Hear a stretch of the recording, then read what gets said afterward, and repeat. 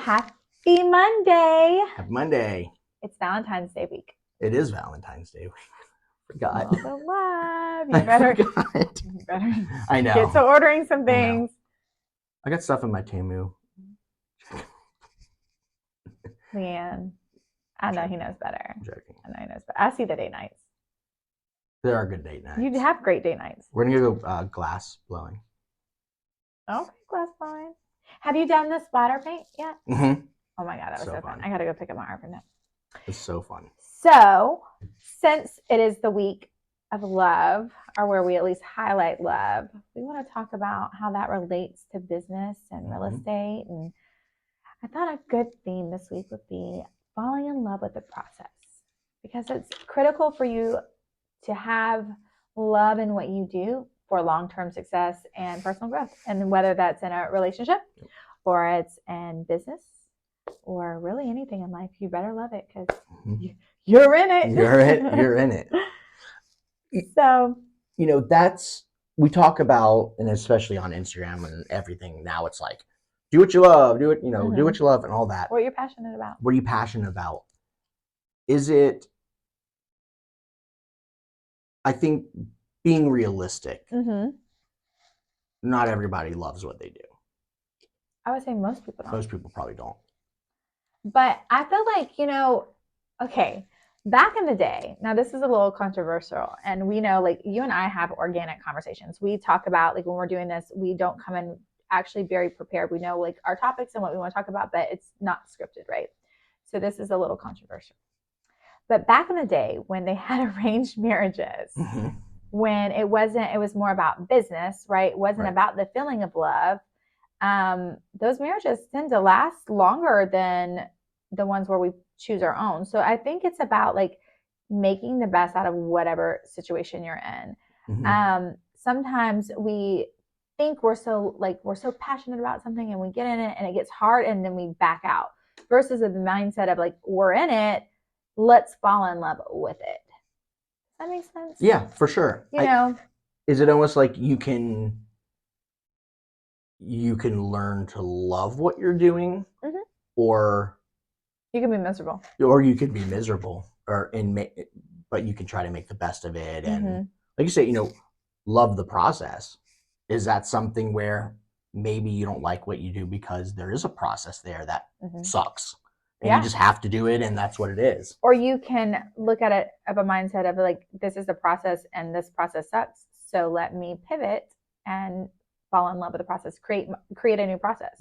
Like, play around with it until you are like, hey, this is my process, this is how I do things, and I'm achieving my goals. Right. So it's about, like, not just that initial falling in love and thinking, oh my God, I'm just head over heels. You think about how many people you dated probably before you met your wife, and you probably thought some of those girls were great. Look, I had a whole husband, I had to get rid of him. True. I mean, sometimes things don't work out, but it's about, like, when you're in it, like, whatever it is, it's like, at first, sometimes people fall in love, like that quick love, and it's, like, easy and everything feels good, that honeymoon phase, and then they get into it. And this is with real estate, this is with any business, this is with relationships. They have this, like, honeymoon phase, and then when the honeymoon phase goes away and things start getting a little difficult, or there's challenges, then all of a sudden it's like, I hate this. Well, hold up. Like, if this is really for you, let's figure this out. Let's fall in love with it again. Let's reignite that flame and passion, right? Absolutely. And get Valentine's Day gifts. And get Valentine's Day gifts. So what are some of the things we could do, Carrie? So, love as the married man who has succeeded. Love the process. Love the act of buying gifts. You're not wrong. I'm really good at making breakfast. I've seen your French toast on Instagram. I did bacon and biscuits this weekend. How Jewish of you. Very good. And it was real bacon. I love you. The boys loved it. Of course. Who doesn't like bacon and biscuits? It's true. Okay, let's get back on task. I'm going to speak directly about real estate. Learning to love the process. We generate a lot of leads, and you have to follow up, and you have to call and text and do all that. That process sucks.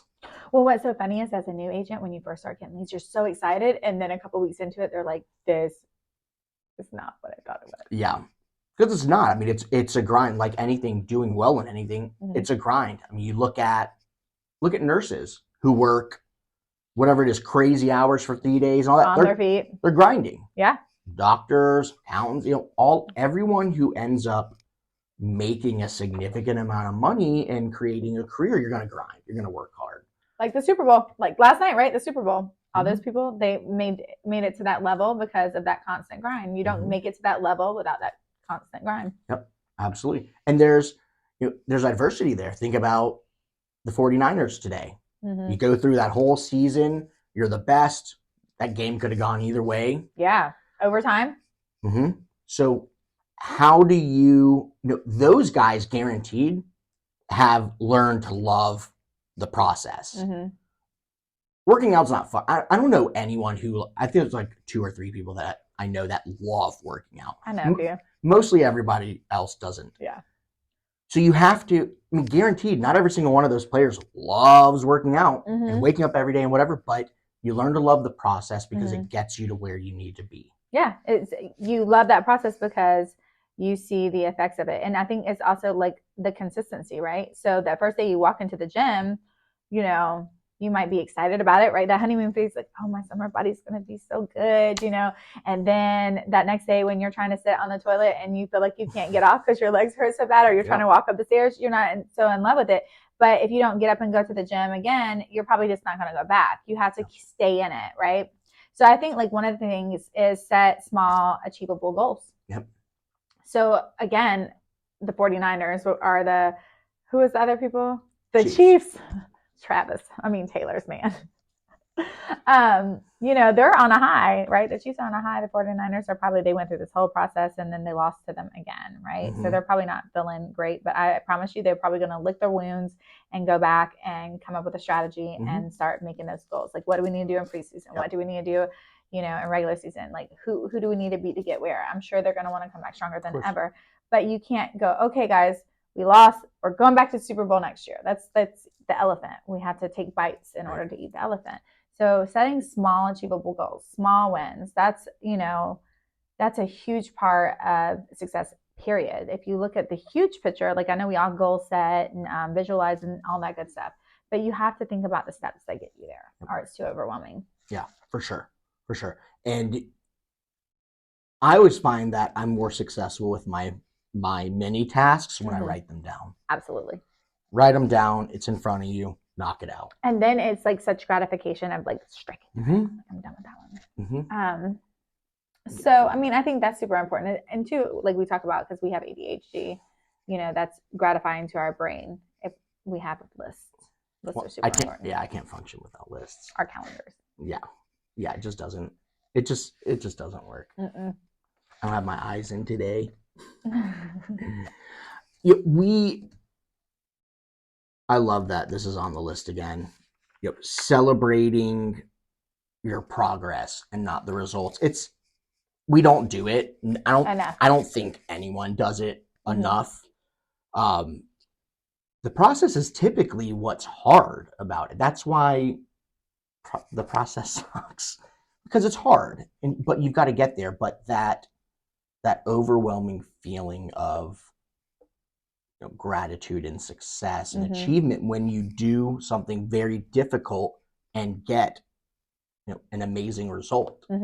There's nothing like when an agent has called a lead 15 times and there's not an answer, and then you call that 16th time and you finally get somebody on the phone and you have a good conversation. It's like celebrating those wins. You don't have a closing, you don't even have a showing yet, you just finally got them on the phone. But you have to let those small wins, those victories, motivate you to say, okay, I know I called them 15 times. That 16th time they called, the next time they see that they've called someone 15 times, they know, oh, it might be that 16th time. So just, being able to be mindful of your wins, even if they're not, huge wins. A win is a win. Win is a win. Absolutely. I think another thing is focus on the learning experience. A lot of times, especially in real estate, people think like, things go left. I would say like a lot of real estate, like people don't realize in real estate how much work goes into it. They think, oh, we meet somebody, they like a house, we show them 3, house hunters, nothing, it's a smooth process. There are a lot of things that we do that we will never be paid for, right? That we just know that going into real estate, that is all a gamble. Absolutely. But obviously we're a little neurodivergent, and the thrill of that gamble is, what we go after. But being able to, focus on the fact that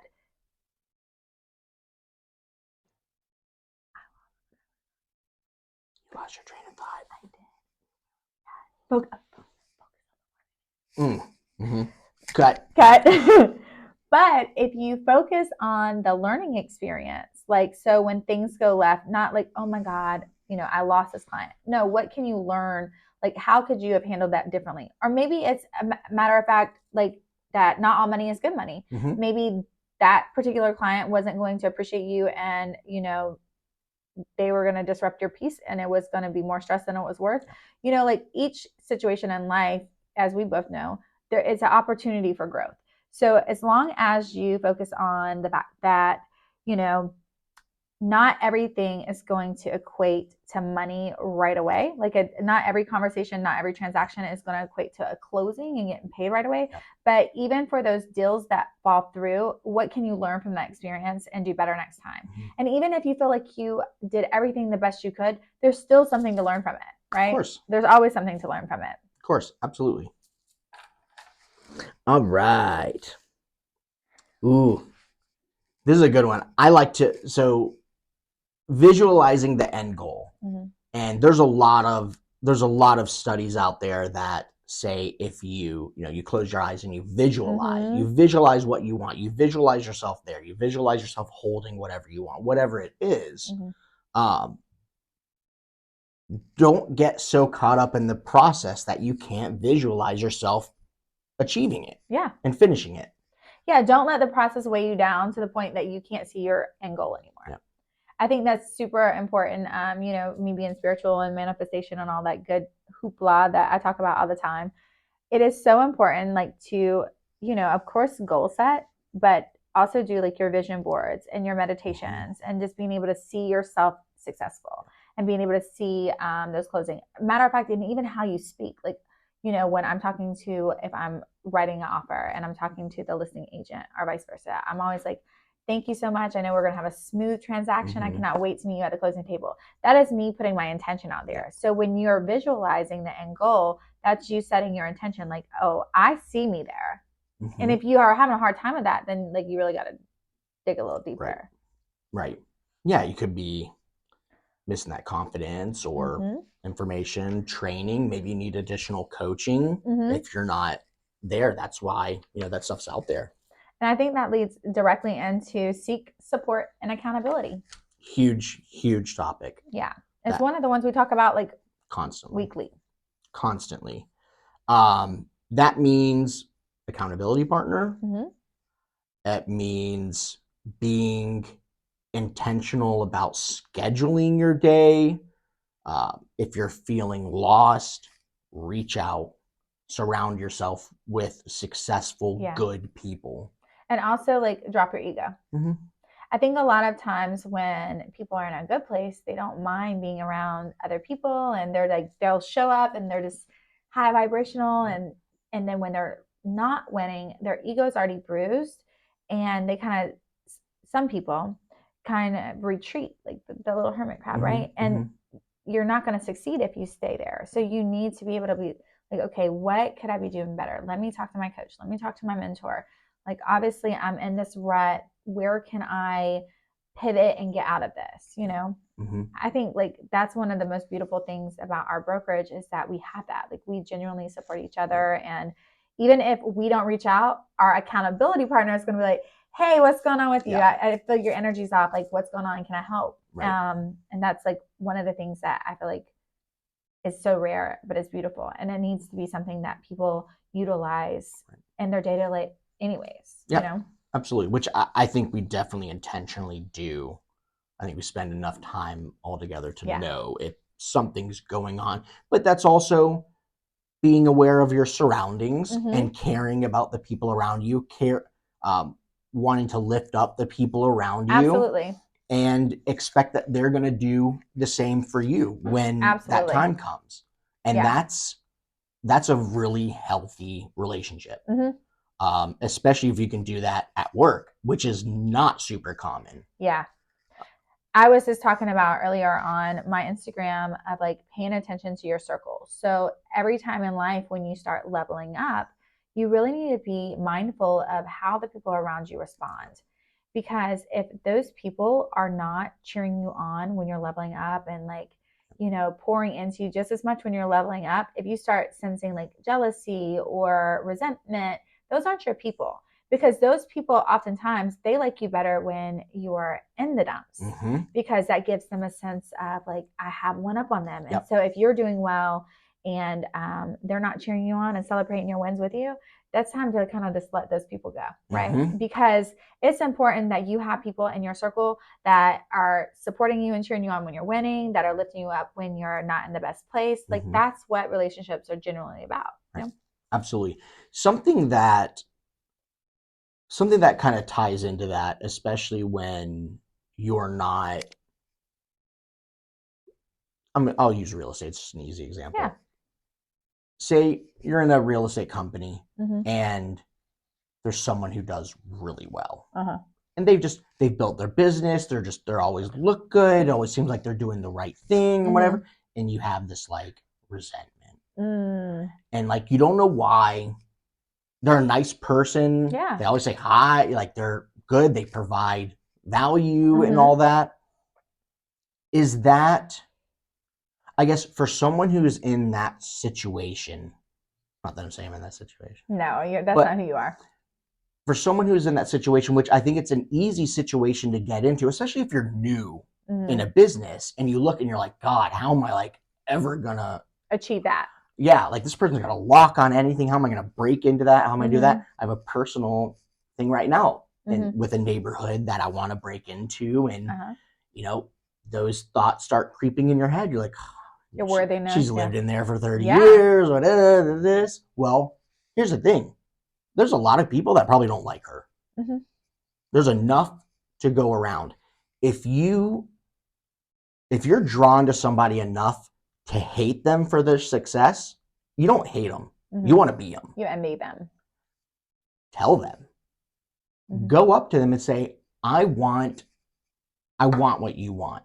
I want to learn from you. That is like the biggest compliment I think someone can get. And people who are actually modest about it. Yeah. It's like when my agents come to me and they're like, you've changed my life. Like, that feels so good. It's beyond. Yeah. It like gives you chills, like thinking about it. If you approach difficulties or situations where you are surrounded by successful people, but you lean into them, you're going to find opportunities and you're going to learn more. And people who are successful